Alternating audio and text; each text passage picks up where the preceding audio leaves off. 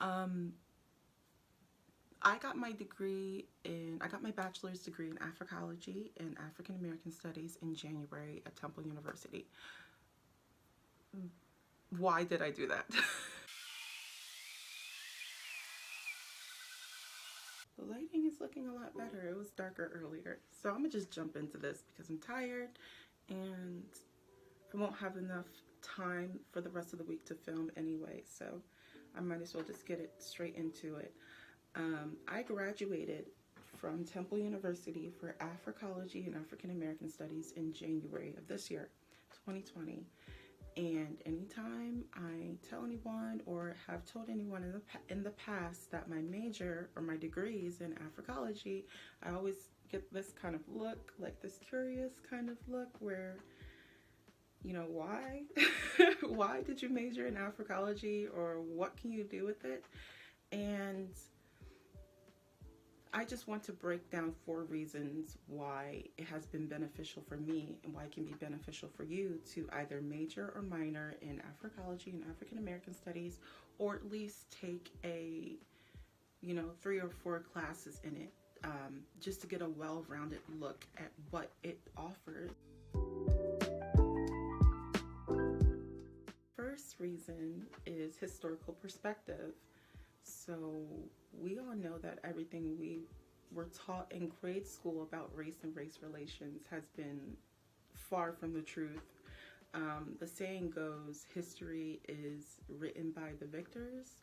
So obviously white people are going to whitewash all of history in their favor to make them look a lot better. I mean, it's hard to make someone look good or make yourself look good when you enslave an entire race of people, more than one race of people, but they somehow managed to make themselves look like, oh, we did it because we wanted to save them. We did it because they were heathens and they needed to be saved. No, we did it because we wanted cheap and free labor. But not to go into the details of slavery, yeah, historical perspective, definitely. In grade school, I remember having this longing to understand more about my heritage, but I didn't know where to look. I was in AP English, I was in AP Psychology, and everything is sort of formed around whiteness, especially white male, the white male perspective. In psychology, everything's based off of the white male. All studies are based off of white men. And even in English, all the books we read, the protagonists were straight white men. Or the author could have been a gay white man, but still it was like the white male perspective. And it just never really offered me anything. Of course, I aced my classes and I did what I had to do, but I just remember longing to read something, know something, engage with something that was similar to me or that I could relate to or I could resonate with. So Africology definitely provided that for me. Feeling a sense of belonging and recognition, not only feeling recognized by the author, but also recognizing the protagonists in whatever books that we read, when we read creative books or if we read analytical papers, reading someone's perspective. And it's like, this perspective is rooted in Blackness. That's amazing. You know, I'm sick of reading papers rooted in whiteness. I'm looking at you, Roman Greek philosophers. So yeah, definitely the historical perspective in worldview, I would say, is a great reason to go into Africology. Reason 2 would definitely be alternative writing and analytical skills. So I believe psychology majors primarily write in APA format, English primarily MLA, but for at least at Temple, we primarily wrote in Chicago style, which was a little different for me. I stated before that I was in AP English, so we sort of dabbled in all of the styles, but we primarily used MLA. So going in and writing in a different style, I would say makes me a well-rounded writer, and it also looks good on resumes to be well-rounded in that format. Also the analytical skills. I mean, just the way we break down papers is not too different, but it is slightly different. And also the papers that you read are just mind-blowing, for someone to put into words how you feel, the thoughts that you've thought, but you didn't know how to sort of grasp it and put it down and break it down.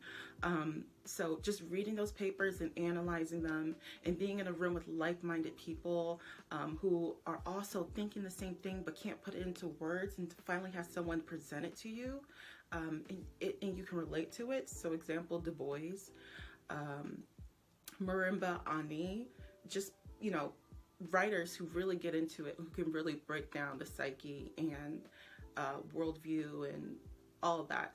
So I'm not being really detailed. I'm just trying to get through this video. But reason 3 would be awareness.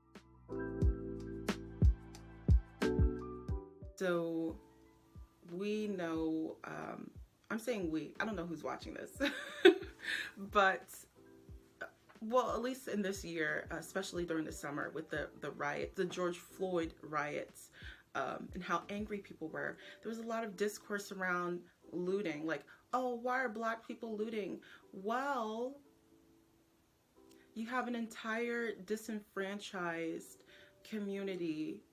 Not even a community. You have an entire disenfranchised group of people, race of people in this country who lost their jobs and were only given $1,200 to survive on. They have to pay rent, they have to pay for groceries, they have to keep a roof and food in their belly and clothes on their back for not only themselves, but for possibly their children, for their siblings, for their family members. So of course they're gonna loot their essentials. When I watched those looting videos, I saw people picking up diapers. I saw people grabbing food. I saw people grabbing toilet paper because the Karens decided to hoard all the toilet paper. I just don't understand. So, I mean, I do understand, but there's people online who are like, oh, well, I don't agree. They're acting like animals. Well, didn't white people like push tea into the harbor or whatever happened in Boston because they were angry about taxes? But we, again, to that historical perspective, white people, white Americans, the patriots are painted as these heroic figures who stood up for what they believed in. But when Black people do the same thing, we are animals and we're hoodlums and we're thugs and we're violent. So just bringing that awareness, we talk about that a lot in africology. It really gives you a whole new perspective on what it's like to be a disenfranchised person in this country. And we also, it's not just about, of course, with africology, we talk about the entire diaspora, and we get into it a little bit, but with the temple curriculum, we talked a lot about African Americans. So depending on what program the school may have, you might go into like a global sense, or you might go into a regional sense, or just a national sense. But we definitely covered mostly African American history and the African American perspective. But I will say I got a well-rounded learning on the diaspora itself. I personally want to continue diving into what it's like, what global Blackness is like, because the African American experience is not the only Black experience that's viable or valuable. I'd say my 4th point for why you should consider going into africology is confidence. And this is mostly for the Black people who are watching this.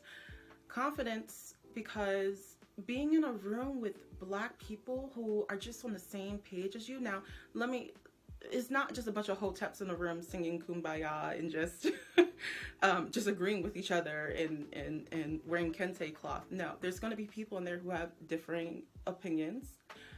But to be in a room with other Black people who are just at the same place as you in terms of conversation, in terms of debate, in terms of analytical skills, just being in that room and expressing your opinion and even having a debate and going back and forth, it gives you this boost in confidence to know that at least what I'm saying, I'm not arguing the basics. I'm not arguing that being Black is difficult, because we all know that being Black is difficult. I'm arguing the different nuances of the difficulties of being Black, and I'm making my point there instead of making my point at the beginning, where if you're arguing with a white person and they're asking me something ridiculous about being Black, like, why do Black people say the N-word but I can't? Like, you know what I mean? So just being in a room, and you just get this boost in confidence in yourself, in your people, and you just walk out with your head held high, feeling so validated and heard and seen and recognized, because that's all we really want in this life, is to be recognized and to be valued and seen. So I would definitely say that confidence, if you're Black and you're considering going into africology, or you want to take some more classes in it, that confidence you won't get it anywhere else, or you're gonna have a tough time finding it somewhere else. Just being, y'all know how it is when you're Black, and I went to a diverse high school. I did not go to a diverse middle school. It was all white. We moved, and I was in an all-white middle school, and it was the toughest thing, and that was like at the time of my growth spurt, so everything was difficult, and I was an outcast. And I had the body of a woman, but really I was just Black. Okay, I have thighs and hips and chest, and I'm tall, so I got treated like I was an adult, and my white teachers treated me like I was an adult, and they talked to me like I was an adult, but I wasn't. I was just as young as the other girls in the class. So again, that recognition is not there in all white spaces. Even in high school, it was kind of diverse, but because I was in AP classes, it was mostly white. And we can talk another time about why you only see white students in AP classes, because it's not as cut and dry as you think. Because my mom fought for me to be in those classes, me and my sisters. Because they purposely try to keep you out of them, but I'll talk about that another time. But just being in those space where it's mostly white people, you feel like you can't speak up. But if you do happen to have that confidence there, and you do speak up in all white spaces, you know you won't be backed up. You know no one will come to your defense. You know no one will really hear you. White guilt will just hear white guilt. It'll just hear, wow, you're blaming me for everything, when I'm not blaming white people are to blame. I'm not blaming you as an individual. I'm blaming the structures that keep you in power, you know. So being in Black spaces, you don't have to explain yourself in that way. You have to explain your point, of course, with any debate or any conversation, or any differences of opinion, but you're not going back to the beginning, and that can be so draining. It's so draining for Black people to constantly explain ourselves and why we are the way we are, or how we've gotten to this point, to white people, and it's kind of their fault. And you're like, how can you be so ignorant? So just going back to the beginning, the 4 points: historical perspective, alternate writing and analytical skills, awareness, and confidence. Those are my reasons why you should consider taking classes or possibly majoring or minoring in Africology and African American Studies. It's really worth it. It's really rewarding. I would love to go over the different ways you can use the degree, because I'm using it in several different ways and I'm having a lot of fun. There's no job that I have currently that I'm not excited for or I'm not in love with, because I'm doing what I want. With the degree I have, and it's helped me get there. You know, it's not like I got my degree and I'm not using it. I'm using my degree, doing the work that I'm doing now, and I'm incredibly happy. I wouldn't go back and change anything about my degree experience. College experience, another story, but getting my degree, I absolutely love it, and I love my degree, and I hope this helps someone make their decision and really consider taking those classes. So yes. Bye everyone.